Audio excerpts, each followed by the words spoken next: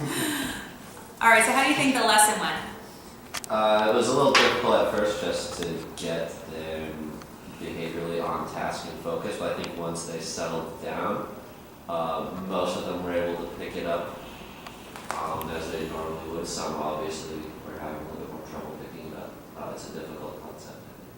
So I saw, yeah, I mean, so I saw some things that you did that really helped get kids back on task. Was there anything that you can think of that went really well?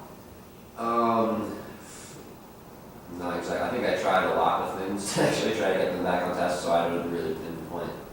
I don't remember now if I could really pinpoint one that worked. Yeah, well, I mean, just a few, the nonverbals you gave about the cup and the pencil, like it seems really small, but I thought that was really good. And then at one point, you let Tanae help DeAndre, so I thought that that kind of picked up on getting him on task also. So what are some things that you felt like were challenging about this lesson? What is challenging about the lesson, I think one thing that I probably should have done was give them even though they had the order of operations and they knew what the order of operations was, and they could repeat, oh, I do parentheses first, then when in practice, when they actually were doing it, they were still doing things out of order, just sort of left to right everything that they had. So I think a challenge would be to get them, that they have the order of operations, they know what it is, to translate that into doing a specific problem. So one way that I think to do that would be, when you start a problem, make yourself a little checklist with the letters P, E, N, and D, A, S. And so you can go through step by step. Oh yes, I can do P first. What is that? Check it off, etc. So then one of the things that I saw that you talked about was multiplication division is from left to right. Mm-hmm. How do you feel like that explanation went? So that actually might have been what was causing a little bit of the confusion, because when they said, oh, left to right, they started doing everything left to right. I think after a little bit more practice, they will get the hang of it more. But I think that is having it, so now this idea of having the checklist to have M and D on the same line, and then just reiterating the point during the oral drill, for the next couple of classes, or one of the questions would be, how do we know which to do first? That's the get it okay, cross from left to right. So there's spiraling that concept. Sorry, I just had a question for you and I forgot.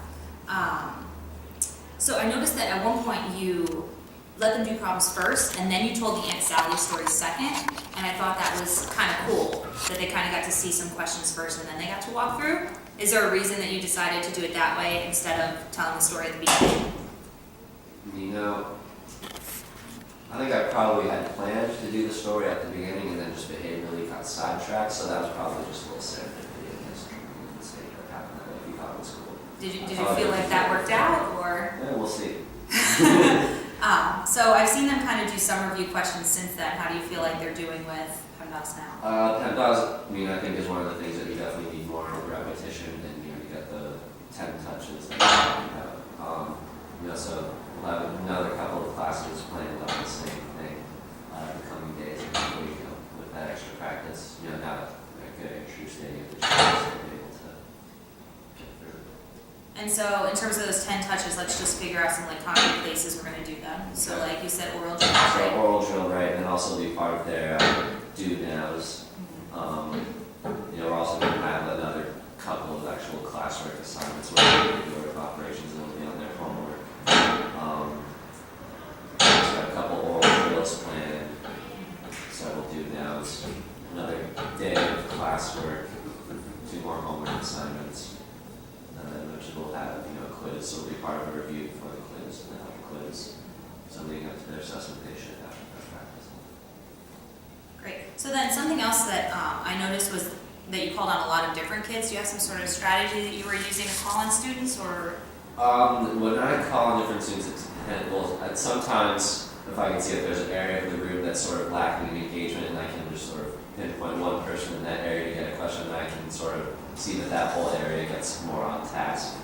There are also times where it's okay, I think that this concept will be difficult for this particular student. I want to go to them early so that they can walk through it and sort of get the extra understanding or description of it right away. And then sometimes, if perhaps my pacing is off and I need to get through a lesson quickly, I go to the student who I can usually count on to get the right answer, which isn't always the best way to do, but Do you think that there's maybe another strategy you could use to help call on students? I've considered using the popsicle stick thing. I tried that a couple times at the beginning of the year.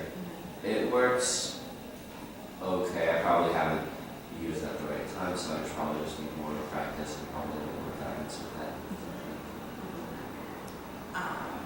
So then how do you feel like your directions were? Directions.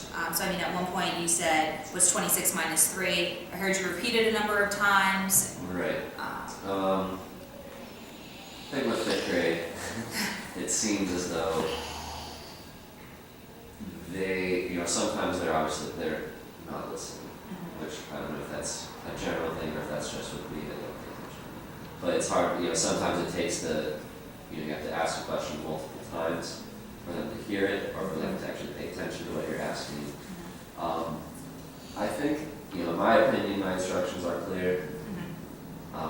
They're not always followed right away or as I give them, so I don't know if that's something, there's a gap between what I'm actually saying and what I think I'm saying, or if there's a gap in their understanding of what I'm saying. So then my push would be that maybe once you say something, give wait time. So instead of repeating it, at one point you said, so the first thing is, and then I think you realized that you didn't have all the I's, so you kind of repeated it, where I think maybe it'd be more powerful if you just said, the first thing is, and then kind of waited a little bit and let them have that silence. I don't know, do you think that would work with the 5th graders? It could. The only concern I have with wait time with the 5th graders is sometimes just a short, the wait time will extend. Right. Which is. Right. So then one thing you said is that you don't feel like they're paying attention to you, and I think that there were definitely times where there were kids that were kind of off task. What kind of techniques do you feel like we could put in place to get them to stay on task? Stay on task. I've been trying to push urgency lately.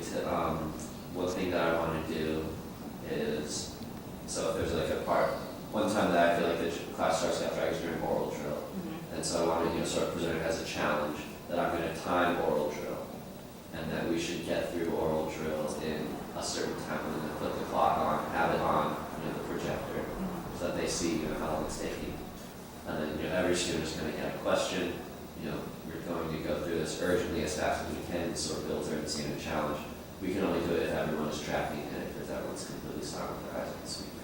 That's a good idea. When do you think you're going to try that out? Tomorrow. That's perfect.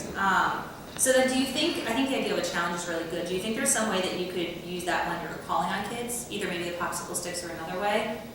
I have not thought about that much. Okay. Do you have any suggestions? So the one thing I was thinking is if a kid got to pull the popsicle stick, maybe then they would be more excited to be invested to see whose they pulled, or maybe if a student gets the question correct, then they have the ability to pull the next kid's name, so that way there's like another element to it. Good, so then can you tell me a little bit about your modeling during the lesson, the hands up and... Modeling. Right, so modeling, I guess it partly goes with sort of nonverbals, modeling, the behavior that I expect. So if there's a time where, I don't want people to call out, I want to take hands, I think this is just sort of a nice nonverbal signal that, yes, I'm looking for hands right now. And there's also, sit in stars and modeling it with your hands folded. I think that's starting to work a bit more with certain students in particular. So if you catch their eye, you raise your eyebrows a little bit, they're like, oh, yes, I can do that too. So I think, modeling, because they enjoy mimicking behavior. Not always the right time, but And so, I definitely thought that the modeling was good. That one of the things I noticed is a lot more hands went up every time you put your hand up. So I thought that was kind of good. So I think we should definitely have you keep working on that because I think that gets them into it. So let's just talk about some specific things to do from here. Okay. So I know you talked about the nonverbals and the modeling, and then maybe coming up with some sort of challenge for calling out students, and then coming up with a certain time limit. So is there anything else you feel like you're going to do maybe to specifically help with the PEMDAS idea? So I was thinking about the checklist. I think another difficult thing another difficulty or misconception students are having is with the excellence in particular. There are still students who,